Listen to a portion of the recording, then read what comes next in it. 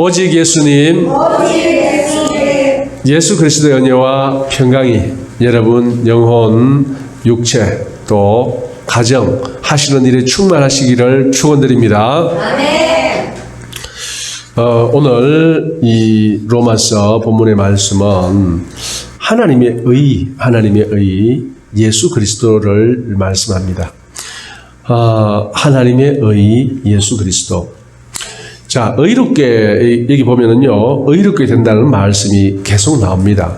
의롭게 된다. 믿음으로 말미암아서 의롭게 된다라고 하는데, 의롭게 되는 것은 뭐냐면요, 하나님 보시기에 깨끗하게 된다라는 것입니다. 하나님 보시기에 깨끗하게 된다. 하나님 받으시기에 합당하게 된다. 또 천국 가기에 합당하다라는 말이 성경에서는 의로 표현합니다. 영생을 취한다, 천국에 간다, 여러 가지 표현을 할 수 있습니다. 이러한 의를 어떻게 얻을 수 있는가라는 이야기를 풀어갑니다. 이 예수를 믿지 않는 사람들에는 대개는 참 황당한 이야기로 들립니다. 왜냐하면요, 제가 저번에도 여러분 설교 시간에 말씀드린 것 같은데, 세계관이 결국 자기 가치관이죠. 그리고 그 가치관에 따라서 뭘 바라봅니까? 세상을 바라봅니다. 또 신앙, 이 종교 자체를 바라봅니다. 예를 들어서 무신론적 세계관을 가진 사람들은 아예 이런 걸 보면 우습죠. 신화 같은 소리, 설화 같은 소리라고 치부해 버릴 것입니다. 하지만 우리 주의 성령께서 그 마음을 두드리는 사람, 하나님의 선하신 인도한 가운데 있는 사람들은 이런 말씀들을 읽으면은 놀랍도록 깨달아져요. 알아져요. 가슴에 와닿아요. 또 나중에는 믿어집니다. 사실 그래서 이 믿음이라는 것은 우리가 억지로 한다고 되는 이야기가 아닙니다. 오늘 본문에 다 나와 있습니다. 믿음은 그래서 하나님의 선물이라고 이야기를 합니다. 왜요? 내가 노력해서, 아니면은 실천해서, 아니면은 열심히 수련을 통해서, 아니면 공부를 많이 해서 그 믿음을 얻을 수 있다면은 그렇게 하면 되겠죠. 아니면 돈을 많이 벌어서, 아니면 몸 단련을 튼튼히 해서.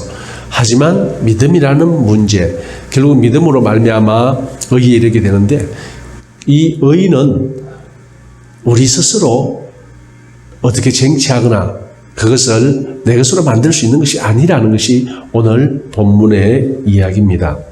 자, 19절 보십시오. 우리가 알거니와 무릇 율법이 말하는 바는 율법 아래 있는 자들에게 말하는 것이니 이는 모든 입을 막고 온 세상으로 하나님의 심판 아래 있게 하려 함이니라. 이 말을 예수 안 믿는 사람들은 이런 말이 다 있나 이렇게 하지만, 이 법을 한 사람들은 이런 말은 들으면 어떤 생각이 드냐면, 당연한 말이다. 법이 뭐냐면요, 특히 벌을 주는 법은 뭐냐면요, 이 법으로 정해놔야 됩니다. 정해놓지 않으면은 이 죄도 되지 않을 뿐더러 죄가 안 되면은 벌을 줄 수가 없어요. 그것을 법률 용어로 죄형 법정주의, 죄와 그에 따른 형벌은 법으로 정해놔야 된다라는 말입니다. 법으로 정해놔야 돼요. 그러면 법으로 정해지면 어떻게 됩니까? 대한민국, 예를 들어서 대한민국 법에 형법이 있습니다. 그러면은 대한민국 모든 국민들은 자동적으로 국민은 이상 적용됩니다. 대한민국 국민만 적용되는 것이 아니고, 대한민국 주권, 영토 주권이 미치는 곳에는 그러한 법이 적용된다는 것입니다. 외국인도 한국에서 범죄를 저지르면요, 바로 그렇게 걸리는 거예요. 외국에서 한국인을 또 그렇게 하더라도 그렇게 될 수도 있어요. 어쨌든 이 말씀은 뭐냐면요, 하나님께서 우리에게 율법을 주셨습니다. 그러면 이 율법을 우리가 이미 받았어요. 물론 유대인이 받았지만 유대인은 대표 선수로 받은 거고 대표로 받은 거예요. 예를 들어서 모든 사람이 나와서 그 졸업장을 받지 않지 않습니까? 예, 물론 졸업장을 몇 명 안 될 때는 돌아가면서 다 받지만 대표 선수 한 명만 받으면 됩니다. 그러면은 나머지는 선생님이 또는 교수님이 알아서 나눠줍니다. 그죠? 예, 대표 선수 받는 것이 자기가 받는 거예요. 대표 선수가 선수하는 것이 본인이 선서하는 겁니다. 바로 그 이야기입니다. 율법을 비록 유대인이 받았지만 온 인류의 대표 선수라고 할 수 있는 유대인이 율법을 받았다는 것은 이 온 인류가 율법 아래에 있다는 것입니다. 한마디로 법에 적용되는 거예요. 바로 하나님의 법에 적용되는 삶을 이 피조물들은 태어나면서 본질적으로 그렇게 살아가게 되어 있다는 것입니다. 그래서 온 세상이 하나님의 심판 아래 있게 하리 함이니라 그렇게 됩니다.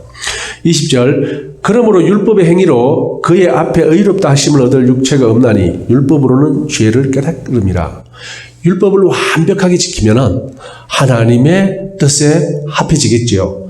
율법을 완벽하게 지키면 하나님의 뜻에 합하게 사는 겁니다. 그런데 문제는 뭐냐면요. 이 율법은 완벽하게 지킬 수가 있는 게 아니라는 것입니다.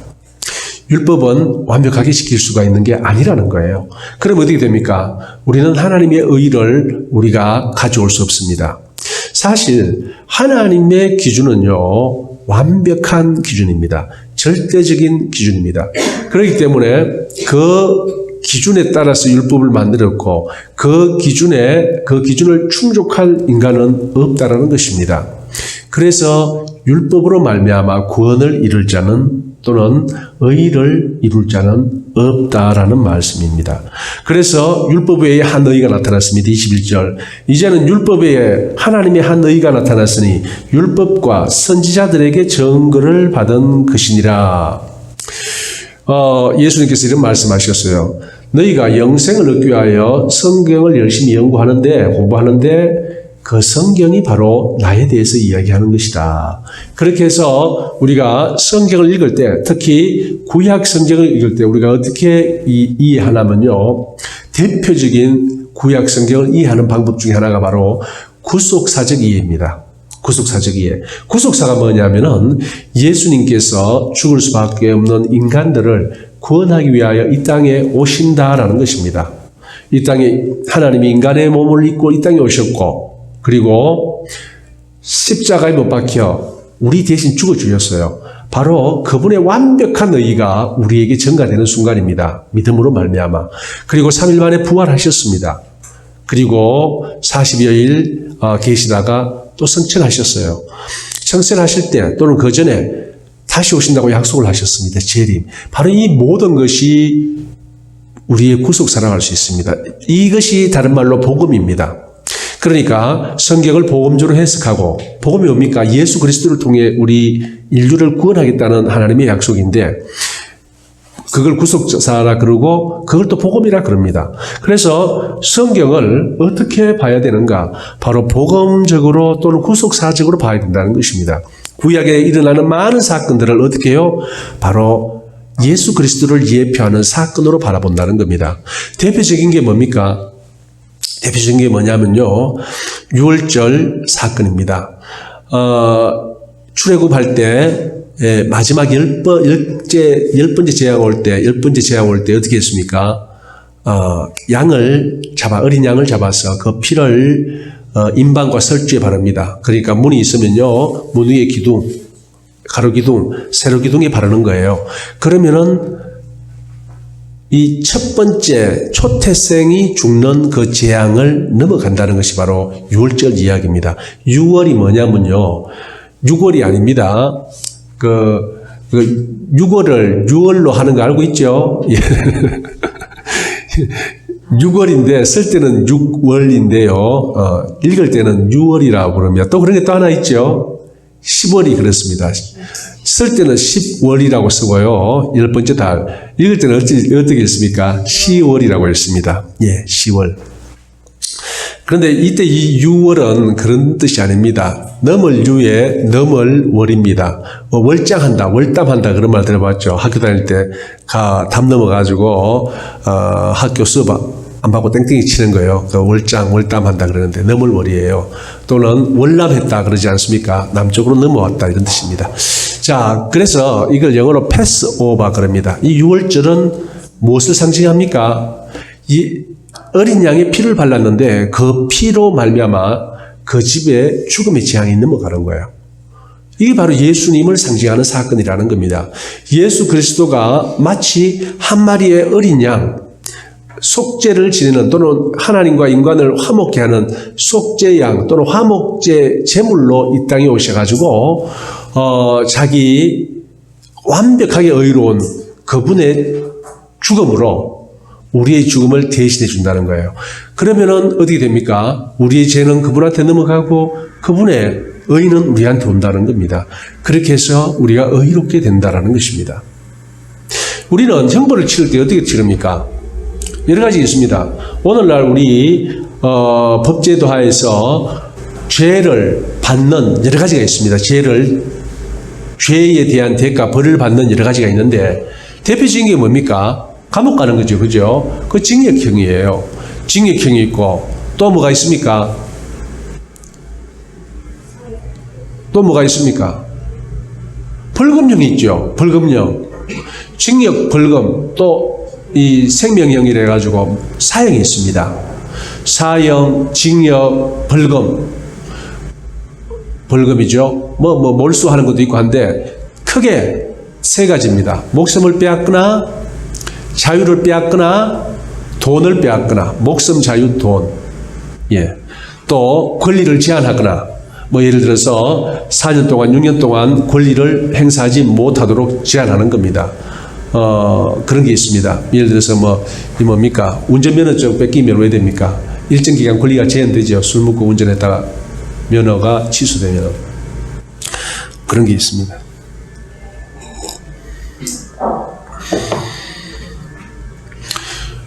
또 하나 뭐가 있냐면요. 옛날에 있었던 게 뭘까요? 옛날에는 여러 가지가 많이 있었는데 오늘날 이 싱가포르에 있는 게 뭐냐면 태형이에요. 태형. 이거는 뭡니까? 신체형이죠. 신체형. 신체형은 이 두드려 패는 겁니다. 태형. 그거 엄청나게 아프다 그래요. 엄청나게 아프다 그래요. 그거를 사람이 패는 게 아닙니다. 뭐가 패는지 아세요? 기계가 팹니다. 기계가. 당연히 기계가 패야겠죠. 사람이 패면은 평등에 문제가 생기겠죠. 10사람이면 10사람 때리는 강도가 다 다를 텐데요. 또, 여자가 오면은 또 봐주고 싶은 마음에 살살 때릴 수도 있지 않겠습니까? 그래서 기계가 때립니다. 힘 조절 딱 해가지고 기계가 착 돌아가는 이 기계가 있어요. 그래, 끝에 이 납작한 이 노 같은 몽둥이를 달아가지고 기계가 착 돌아가면서 한 대를 때립니다. 하여튼하고 그래 때립니다. 그게 어마어마하게 아프답니다. 어마어마하게. 몇 대 맞아 멍둥이가 터져버린대요. 그러니까 이런 여러 가지 형벌들이 있습니다. 그러니까 이 고대 사회에 있었던 그러한 형벌들도, 다양한 형벌들도 당연한 거예요. 예를 들어서 구약 성경에는 눈에는 눈, 이에는 이가 나오지 않습니까? 동해보복, 똑같은 해를 입힘으로써 보복을 한다는 것입니다. 동해보복. 그런 것도 있고요. 다양하게 발전했습니다. 그래서 문명화되면서 이제 좀 잔혹하다, 비인간적이다라고 생각되는 그러한 형벌은 많이 없어졌습니다. 그러니까 우리나라는 단순하게 몇 개밖에 안 남았죠. 그죠? 또 명예형도 있습니다. 명예형은 뭐냐면은요, 예를 들어서 이 간통한 여자들 또는 간통한 남자들도 그런지 모르겠는데 목에 뭘 하나 매가지고 동네 끌고 다니면서 망신 주는 거 있지 않습니까? 그게 명예형입니다. 우리나라에는 그건 없습니다. 명예형이 없었는데 이거는 좀 근대 사회라든가 고대 사회에 있었죠. 그죠? 끌고 다니면서 망신을 주는 거. 마치 주온 것이 같은 거죠. 그죠? 그것도 전자팔찌 말입니까? 전자팔찌는 안 보이니까 옷으로 덮어보면 안 보이지 않습니까? 그런데 그거는 이제 자유형이라고 할 수 있죠. 거주를 제한하는 거. 그런데 그것도 하나 있습니다. 그 근처에 사는 사람한테 그 사람의 신상을 알려줍니다. 혹시 조심하라고. 그 근처에 사는 사람한테 다 신상을 알려주게 돼 있어요. 특히 이 성범죄자들한테 그러한 그게 있습니다. 모르고 당하면 안 되잖아요. 또 그런 사람들은 또 그렇게 하거든요. 자, 그런 여러 가지 제도들이 있습니다. 그리고 22절 보세요. 곧 예수 그리스도를 믿음으로 말미암아 모든 믿는 자에게 미치는 하나님의 의인이 차별이 없느니라. 그래서 21절에 보면은 바로 성경이 나에 대해서 이야기하는 거다. 그렇게 말씀하셨고, 성경을 해석하는 방법이 바로 복음적인 해석. 그러니까 예수 그리스도의 구속의 사역에 초점을 맞춰서 성경을 바라보는 거예요. 그런 관점으로 한번 성경을 바라보십시오. 여러분들 옛날 읽던 것과 완전히 다르게 읽힙니다. 그러니까 성경을 읽을 때 예를 들어서 아무 목적 없이 그냥 빨리 한 권을 봐야지라고 성경을 읽습니다. 뭐 예를 들어서 일주일에 내가 한 권을 보기로 작정했으니까 이번 시간이 많으니까 무조건 한 권 본다. 또는 한 달에 한 권을 본다. 막 이렇게 아무 생각 없이 볼 수 있습니다. 그렇게도 볼 수 있고, 또 하나는 뭐냐면은 목적을 정해놓고 볼 수 있어요. 예를 들어서 여러분이 어떤 이단하고 대화를 했어요. 대화를 하다가 어떤 쪽이 자꾸 이렇게 지배하고 어떤 한쪽을 묻는데, 예를 들어서 여호와 정인하고 이야기를 하면은 예수 그리스도의 지위 또는 삼위일체 이런 게 있지 않습니까? 아니면은 천국이 어디냐 뭐 그런 거에 대해서 이렇게 계속 대화를 할 때 보통사람들 잘 모르거든요. 특별히 공부하지 않으면 몰라요.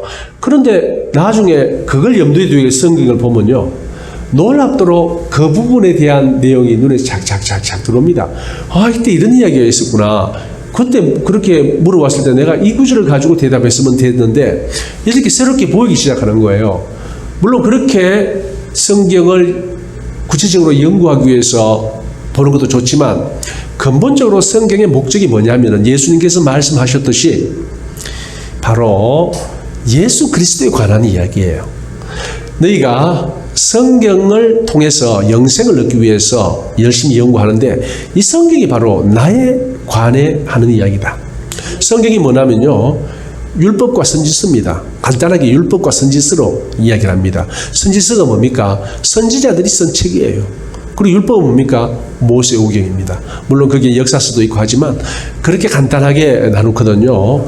그렇게 해가지고 결국 성경이 예수 그리스도에 관한 이야기다라는 것입니다. 그러면은 이제 구약을 볼 때 또는 신약을 볼 때 예수 그리스도 그 구속 사역, 복음 사역 뭡니까? 인간의 몸을 입고 이 땅에 오시고 우리를 대신하여 죽으시고 3일 만에 부활하시고 40일 만에 승천하시고 다시 오신다는 그 예수님의 주된 사역에 초점을 맞추고 성경을 읽으면은 어떻게 되느냐? 이제 숨겨졌던 것들이 보기 시작하는 거예요. 이거 예수님의 고난, 죽으심을 예표하는구나. 이 부분은 예수님께서 이 땅에 오신다는 것을 이야기하는구나. 이 부분은 예수님께서 반드시 재림하신다는 이야기하는구나. 이게 쫙 보이기 시작합니다. 그렇게 보는 것이 바로 아주 성경을 바르게 이해하는 겁니다. 왜요? 성경의 본질이 그거거든요.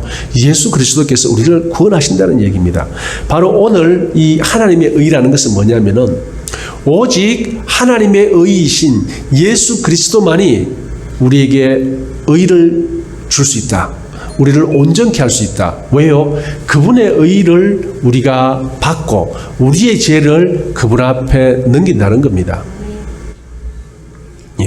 계속해서 보면요, 24 모든 사람이 죄를 범하였으며 하나님의 영광에 이르지 못하더니 그리스도 예수 안에 있는 구속으로 말미암아 하나님의 은혜로 값없이 의롭다 하심을 얻은 자 되었도다. 그래서 우리는 본질적으로 하나님의 완벽한 의에 이를 수가 없어요. 그러면은 우리가 완벽한 의를 이루려면 어떻게 됩니까? 완벽한 죄사함이 있어야 돼요. 그런데 우리는 어떠한 우리의 행위, 우리의 노력, 우리의 업적으로도 우리의 죄는 사해질 수가 없습니다. 왜요? 하나님 보시기에 우리는 아무리 우리가 완벽하다 하더라도 우리는 불완전한 거예요. 부족한 거예요. 한마디로 죄인이라는 겁니다. 그래서 어떻게 하느냐? 완벽한 의를 가지신 그 분이 우리에게 의를 주시면 되는 거예요. 우리의 죄를 그분이 가져가시고 그분의 완벽한 의를 우리에게 주면 되는 겁니다. 어떻게 해요? 바로 예수 그리스도를 믿음으로, 나를 위하여 대신 죽어주신 예수 그리스도를 믿음으로써 그러한 일이 가능하다는 겁니다.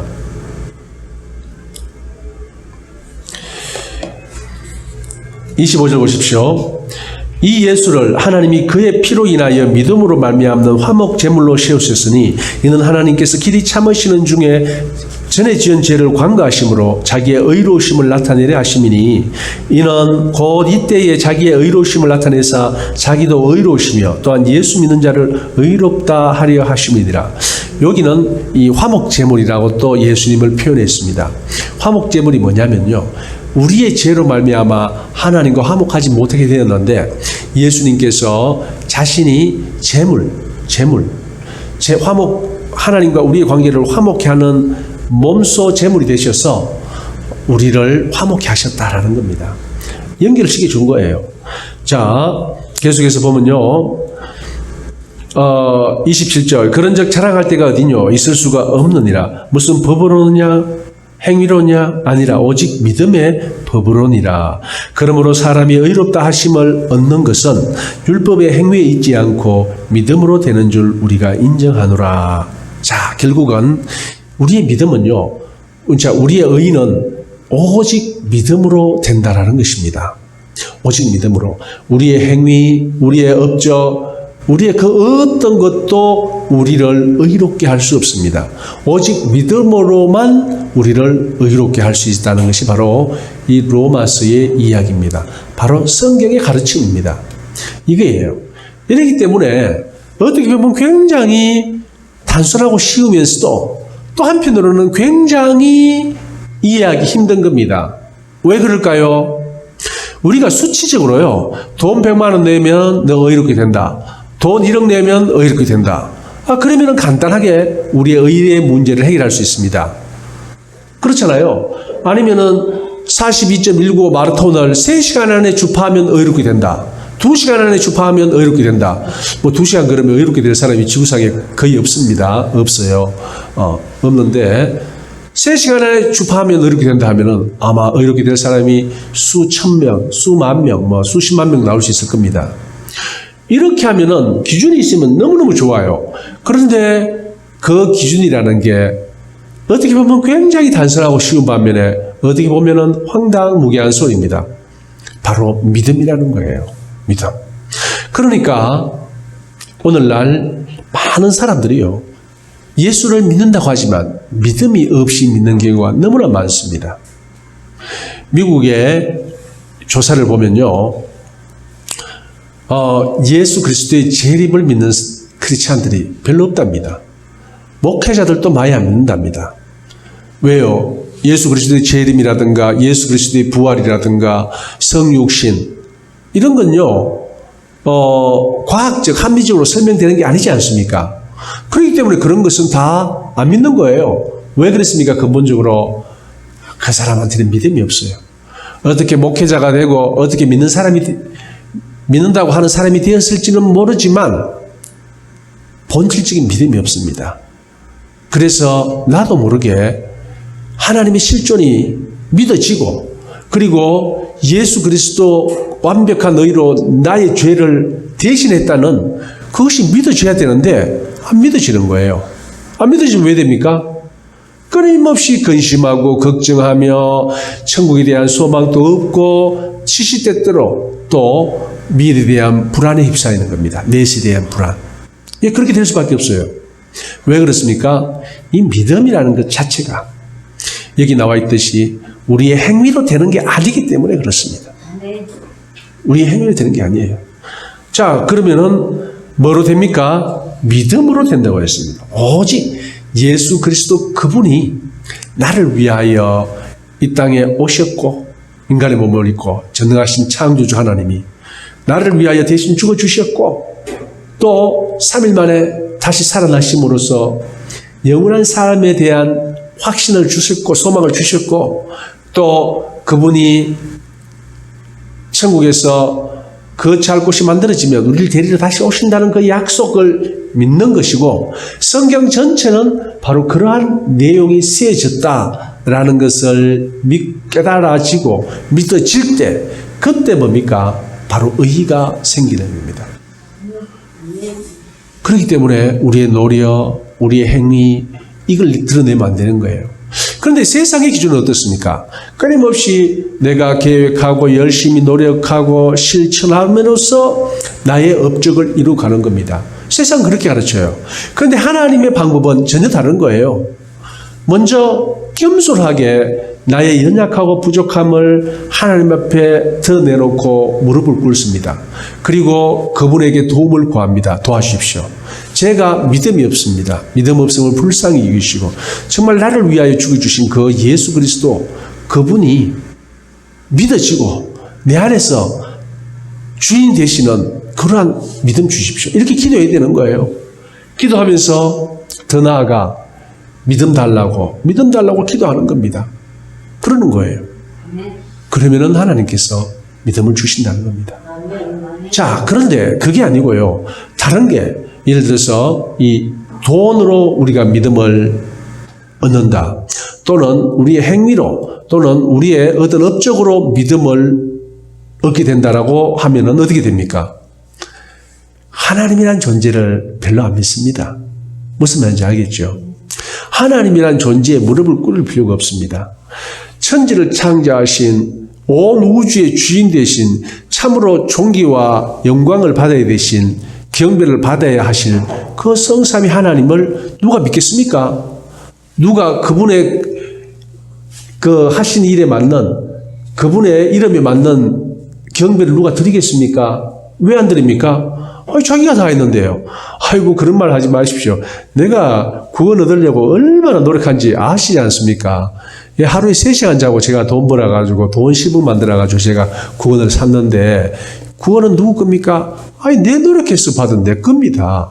또는 하루에 3시간 자고 내가 하루에 기도를 15시간씩 했습니다. 밥도 한 달에 보름만 먹고 보름은 금식했습니다. 그래서 내가 구원을 얻었지 않습니까? 누구 웃기는 소리 하지 마십시오. 내가 구원을 얻기 위하여 죽을 고생을 했습니다. 이렇게 되면 공로는 누게 됩니까? 자기 거예요, 자기 거. 또는 반은 믿음, 반은 내 행위, 이렇게 되면 어떻게 됩니까? 그것도 안 됩니다. 바로 그러한 부분을 대해서 명확하게 선을 긋는 거예요. 자, 그러면 여기에서 우리 행위 문제가 나옵니다. 그러면 행위는 마음대로 돼도 된단 말인가? 절대 그렇지 않습니다.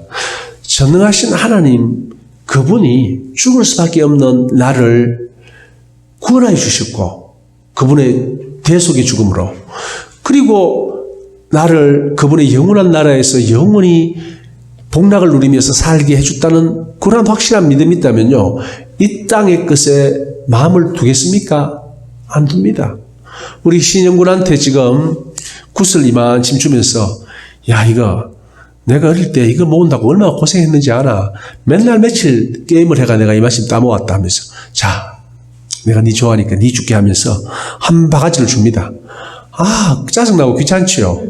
어디가 버려야 되죠? 아무런 가치가 없습니다.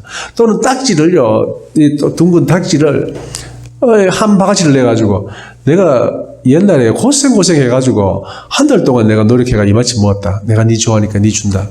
하면 그걸 받겠습니까? 안 받습니다. 예. 완전히 가치가 달라지고 의미가 달라진다는 것입니다.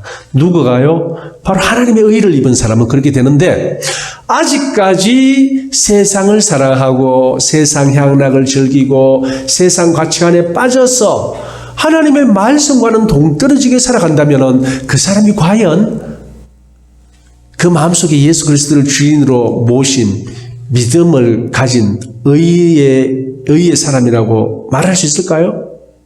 아니면 입만 나는 믿습니다, 의인입니다, 이렇게 말하는 사람일까요? 바로 이겁니다. 행위란 뭐냐면요, 참 믿음이 있는 사람은 행위가 자동적으로 따라오는 겁니다. 따라오는 거예요. 우리 한 명 있잖아요. 오늘 예배 왜 안 온지 다 아시잖아요. 우리 학생. 왜 그랬습니까? 뭐 뻔하잖아요. 대부분 다 알고 있잖아요. 그죠? 왜 안 왔습니까? 데이트. 아직 믿음은 없고, 뭐가 더 많습니까? 예, 연정은 있고. 그러니까 데이트 가는 거 아닙니까? 그죠? 그거 단순한 겁니다. 정말 남자를 또는 여자를 좋아합니까? 그럼 드러나요. 뭐예요? 시간 나면 만나는 겁니다. 나는 너를 죽도록 사랑한다 했는데 1년에 한 번도 보자는 소리 안 해요. 왜? 아야, 나는 별로 당신 보고 싶은 생각 없어. 나를 죽도록 사랑한다며. 맞아. 나 당신 죽도록 사랑해. 근데 나 안 보고 싶어. 나 전혀 보고 싶은 거 없어. 내 생각 안 나? 전혀 안 나. 그런데 나를 사랑해. 나 당신 죽도록 사랑해. 그 사랑이 뭡니까? 의심되는 사랑이죠. 과연 죽도록 사랑하는 것일까요? 마찬가지입니다. 하나님을 믿는다는 것은요, 바로 성경 전체에서 놀랍게 약속하신 성경 전체의 핵심입니다. 그렇기 때문에 성경이 쓰여졌어요. 그 놀라운 하나님의 은혜와 복을 받은 사람이 옛날과 같은 삶을 살아갈까요? 물론 옛날의 습관 때문에 조금씩 그렇게 살 수는 있었지만 완전히 옛날하고 똑같은 삶을 살지는 않습니다. 이제 그 사람의 가치관, 인생과 모든 것은 바뀌었습니다. 새로운 눈을 떴다는 거예요. 우리 신영군한테 딱지주나 굿을 주면 좋아하겠습니까? 전혀 안 좋아합니다. 그와 마찬가지라는 것입니다. 이제 그런 것은 아무런 의미에서 추구하다는 것을 추구하지 않는다는 겁니다. 물론 세상 것은 우리 삶에 필요합니다. 그래서 그 모든 것이 세상 것이 예수 그리스도 안에서 새롭게 재정립되는 겁니다. 세상을 바라보는 눈이 예수 그리스도 안에서 새롭게 정립되고 그리고 그 안에서 새로운 비전을 발견하게 됩니다. 하나님의 나를 향하신 그 뜻을 발견하게 되고 이제는 노력을 하더라도 옛날 노력과는 달라진 노력, 그 노력을 하게 된다는 것입니다. 그럴 때 어떻게 됩니까? 하나님이 그 일을 도와주십니다.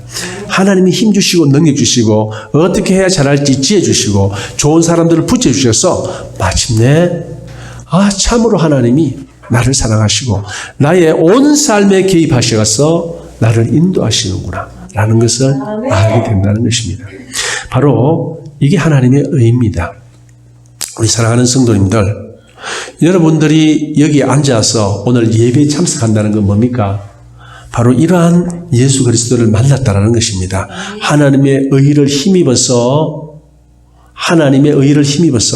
하나님의 자녀가 되고 천국 백성이 되었다라는 것입니다. 그런데 중요한 것은 이제 내가 하나님의 자녀인데 내가 하나님의 의를 힘입었는데 예수 그리스도의 의를 말미암아 하나님의 의를 입었는데 내가 과연 어떻게 살아가야 될 것인가? 중요한 게 이거죠. 그죠?